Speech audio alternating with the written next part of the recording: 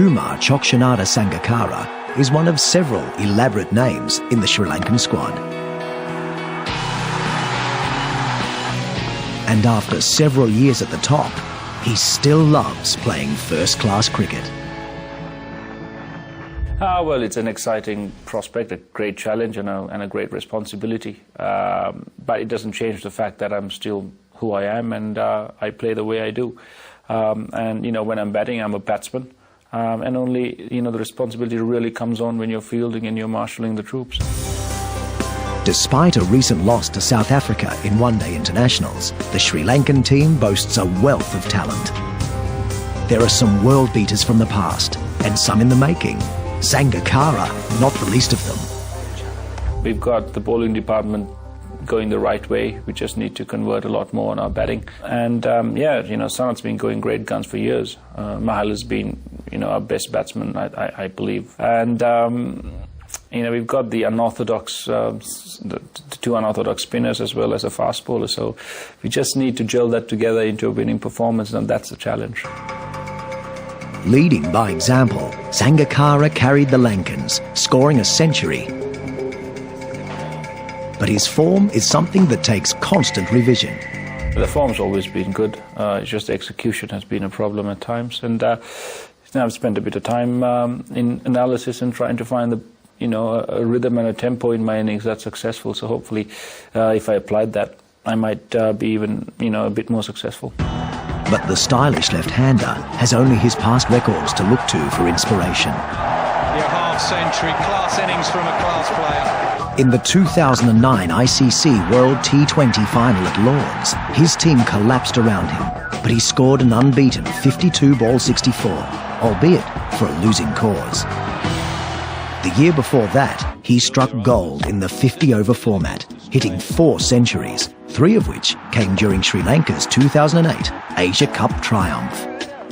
In the 2007 ICC World Cup in the West Indies, Sangakkara was the key to Sri Lanka's trip to the final, with a tally of 350 runs.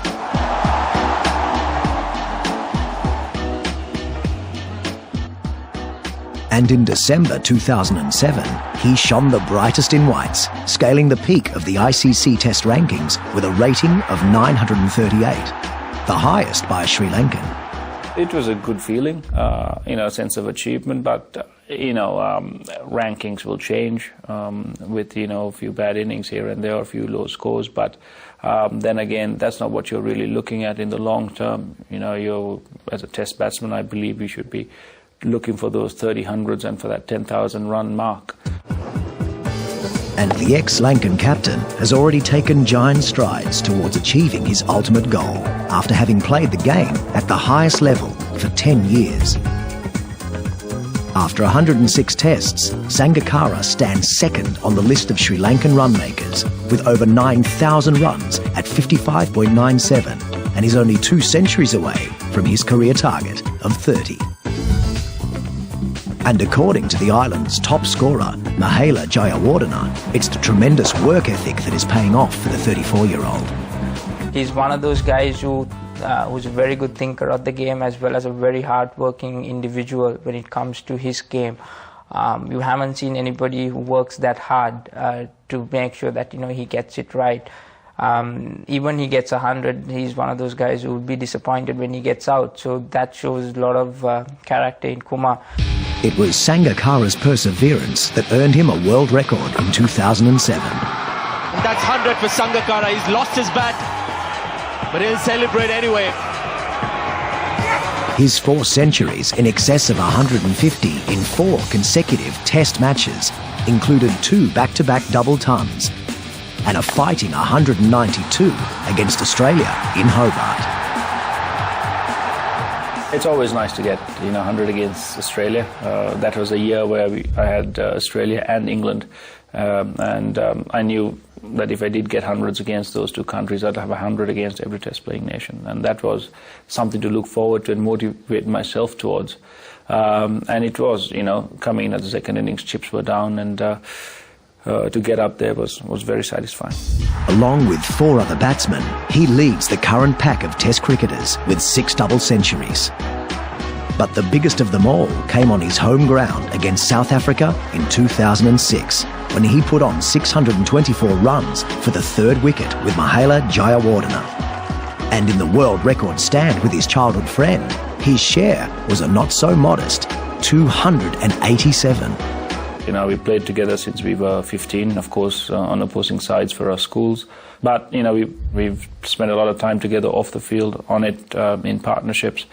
And, you know, I like batting with him. It's easy to bat with him. I think we complement each other's styles, and we always look to score. So we've had partnerships before, but that 6-2-4 was special. When Kumar and I got together, we were 26 for 2.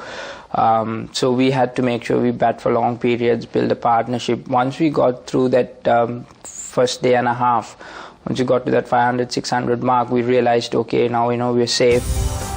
And such has been the influence of Sangakkara at number 3 in tests that Sri Lanka has been forced to play a specialist keeper in order to let him focus purely on scoring runs. You know, I've always loved keeping wickets. That's how I started in one day in Test cricket. We had Ramesh Kalavitha, and we switched around a lot. Prasanna Jayawardena coming back in. We haven't lost anything by the fact that I've given up my gloves in Test cricket. It's just allowed me to concentrate a lot more on my batting, and statistically, it's proven to be the right call to make, even though I do miss the gloves. However, Sangakkara is an indispensable asset for Sri Lanka, with both the bat and the gloves when it comes to limited overs cricket. The left-hander tallies almost 10,000 runs at 37.96, including a dozen centuries and over 300 dismissals from the 311 ODIs that he's played so far. Statistically, that places him third in the list of all-time successful wicketkeeper batsmen, just behind the legendary Adam Gilchrist and Mark Boucher. All this after having had to give up tennis as a teenager. I did give up tennis when I was about 16, 17 to concentrate fully on cricket. You know, I was good in a local sense of the word, probably at national and junior national level in Sri Lanka. Internationally, you know, on the world map, I probably wouldn't have got anywhere. But it's quite a different story when it comes to today's world cricket map. Also a charismatic personality, an articulate speaker and a shrewd thinker, Sangakkara wears more hats on and off the pitch than any of his peers. And that is what makes the man from Martala the rare cricketing genius that he is.